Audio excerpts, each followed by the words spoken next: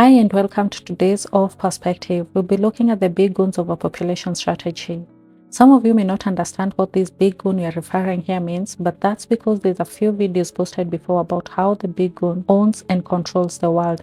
Perhaps you can check out Dear Aliens later videos in the channel. I promise you'll be glad that you spent a couple of minutes viewing them.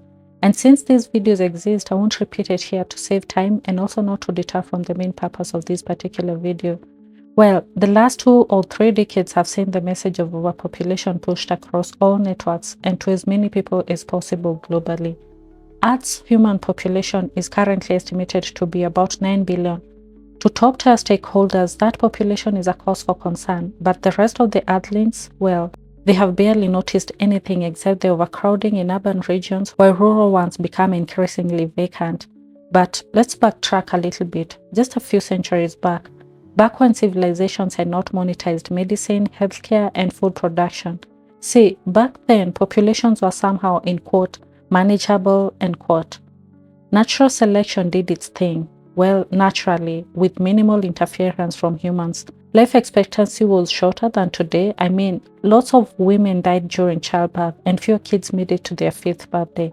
This naturally controlled system, or let's call it general human ignorance, was a natural population control mechanism. I call it ignorance because poor hygiene contributed a lot to infections, simply because humans back then lacked basic knowledge widespread today. Then some humans discovered ways to minimize infections and also cure diseases, and voila, most humans now live long enough to see their 60th birthday and many 80th. A call for celebration, right? Well, that was so at the beginning, until the humans that thought initially it was a good idea to increase life expectancy started viewing it as a threat and to some extent a mistake. Somehow, it is not just the top-tier humans that benefited from the increased life expectancy, but also, quote, low-lifers, end quote.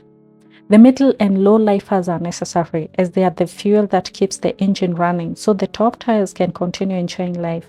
A longer life means humans reproduce more, and since their children no longer die before their 5th birthday, they too get a chance of having their own family in the future. So how was it a problem and a threat? Top tiers realized if this population growth continues, then they may not have control over them anymore.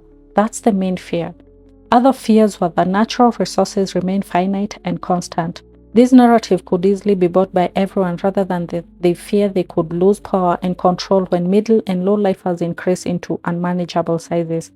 And the fear of overpopulation spread like wildfire across the globe alongside propaganda such as the need to depopulate. Bioweapons were even created, introducing bacteria and viruses to populations in efforts to control them. The thing is, these infections and diseases ensure the infected live long enough to fuel the engine, ensuring it's running to the top tier's happiness, but not long enough to enjoy their retirement age or even reach life expectancy age.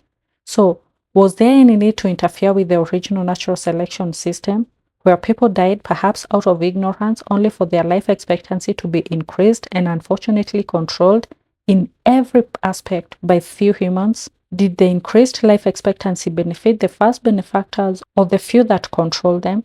Share your take on the comment section below. Remember, this is just a perspective.